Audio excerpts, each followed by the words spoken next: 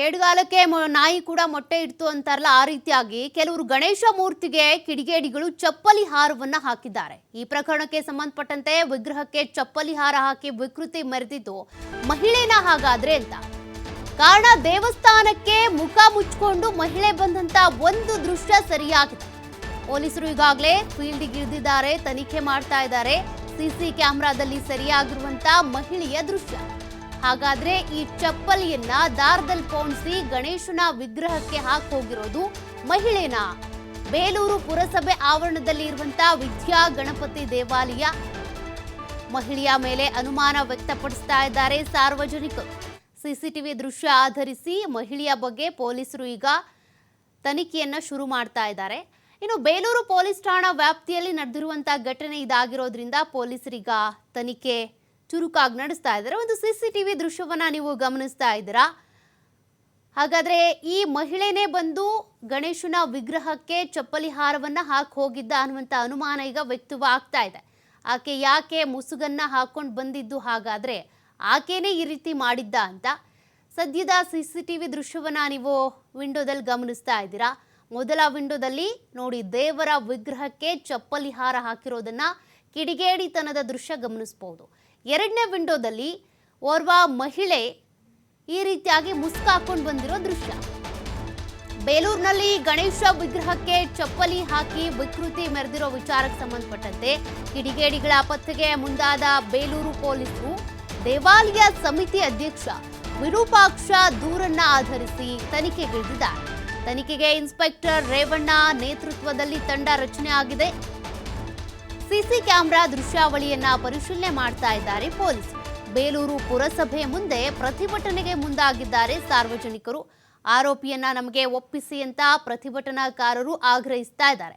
ಈಗ ಒಂದು ಸಿಸಿಟಿವಿ ದೃಶ್ಯ ಸಿಕ್ಕಿದೆ ನಿಜ.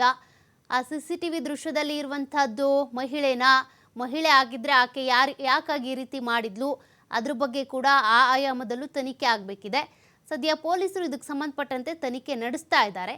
ನೋಡೋಣ, ಆಕೆನೇ ಈ ರೀತಿ ಮಾಡಿದ್ದಾದ್ರೆ ಯಾಕೆ ಮಾಡಿದ್ಲು, ಏನಿದು ವಿಕೃತಿ, ಈ ರೀತಿ ಮಾಡೋದಕ್ಕೆ ಯಾರಾದರೂ ಹೇಳ್ಕೊಟ್ರಾ, ಅದೆಲ್ಲವೂ ಕೂಡ ತನಿಖೆಯಿಂದ ಬಯಲಾಗಬೇಕಿದೆ.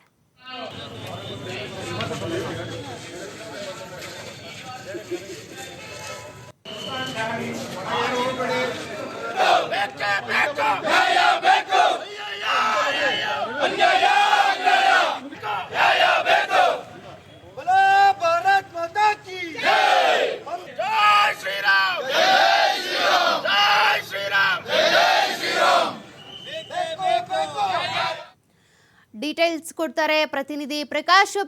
ಈಗಾಗಲೇ ಗಣೇಶನ ವಿಗ್ರಹಕ್ಕೆ ಚಪ್ಪಲಿ ಹಾರ ಹಾಕಿದ ಪ್ರಕರಣಕ್ಕೆ ಸಂಬಂಧಪಟ್ಟಂತೆ ಒಂದು ಸಿಸಿಟಿವಿ ದೃಶ್ಯ ಲಭ್ಯವಾಗಿದೆ. ಆ ದೃಶ್ಯದಲ್ಲಿರೋದು ಮಹಿಳೆನಾ? ಇದಕ್ಕೆ ಸಂಬಂಧಪಟ್ಟಂತೆ ಪೊಲೀಸರ ತನಿಖೆ ಎಲ್ಲಿಗೆ ಬಂತು? ಸಾರ್ವಜನಿಕರು ಏನ್ ಹೇಳ್ತಾರೆ? ಸೌಖ್ಯ, ಈಗಾಗಲೇ ಹಾಸನ ಜಿಲ್ಲೆ ಬೇಲೂರು ಪಟ್ಟಣದ ಪುರಸಭಾ ಆವರಣದಲ್ಲಿರ್ತಕ್ಕಂತಹ ವಿಘ್ನೇಶನ್ ಅಂದ್ರೆ ವಿಘ್ನ ನಿವಾರಣಾ ವರಸಿದ್ಧಿ ವಿನಾಯಕನ ಮೂರ್ತಿಗೆ ಒಂದು ಚಪ್ಪಲಿ ಇಟ್ಟಿರುವಂತಹ ಘಟನೆ ನಡೆದಿರುವಂತದ್ದು. ಸ್ಥಳದಲ್ಲಿ ಸ್ಥಳೀಯರಿಂದ ಸಾಕಷ್ಟು ಪ್ರತಿಭಟನೆ ಮಾಡ್ಲಾಗ್ತಾ ಇದೆ. ಜೊತೆಗೆ ಬೇಲೂರು ಪೊಲೀಸರು ಸ್ಥಳದಲ್ಲಿ ಮೊಕ್ಕ ಮೂಡಿದ್ದಾರೆ. ಜಿಲ್ಲಾ ಪೊಲೀಸ್ ವರಿಷ್ಠಾಧಿಕಾರಿ ಮೊಹಮ್ಮದ್ ಸುಜಿತಾ ಕೂಡ ಈಗಾಗಲೇ ಘಟನಾ ಸ್ಥಳಕ್ಕೆ ಬಂದಿರುವಂತದ್ದು.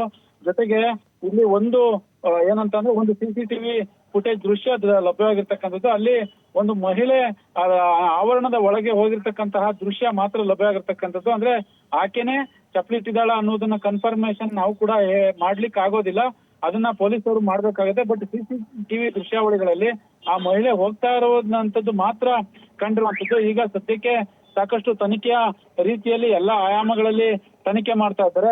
ಒಂದಿಷ್ಟು ಪೊಲೀಸರ ಒಂದು ಹೆಚ್ಚುವರಿ ಪೊಲೀಸ್ ಸಿಬ್ಬಂದಿಗಳನ್ನ ಈಗಾಗಲೇ ಪುರಸಭಾ ಕಾರ್ಯಾಲಯದ ಬಳಿ ಈಗಾಗಲೇ ನಿಯೋಜನೆ ಮಾಡತಕ್ಕಂಥದ್ದು. ಘಟನಾ ಸ್ಥಳಕ್ಕೆ ಸ್ಥಳೀಯ ರಾಜಕಾರಣಿಗಳು ಕೂಡ ಸಾಕಷ್ಟು ಬಂದಿದ್ದಾರೆ ಅನ್ನುವ ಮಾಹಿತಿ ಲಭ್ಯವಾಗಿದೆ.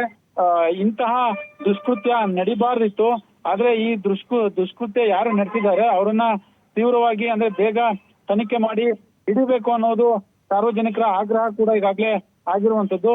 ಒಟ್ಟಾರೆ ಇಂತಹ ಕಿಡಿಗೇಡಿತನಕ್ಕೆ, ಇಂತಹ ಹೀನ ಕೃತ್ಯಕ್ಕೆ ಬೇಲೂರು ಅಲ್ಲದೆ ಇಡೀ ಜಿಲ್ಲೆಯಾದ್ಯಂತ ಸಾಕಷ್ಟು ಖಂಡನೆ ಮತ್ತೆ ಆಕ್ರೋಶ ವ್ಯಕ್ತವಾಗಿರ್ತಕ್ಕಂಥದ್ದು. ಸೌಖ್ಯ.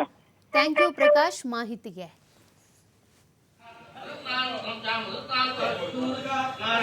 Better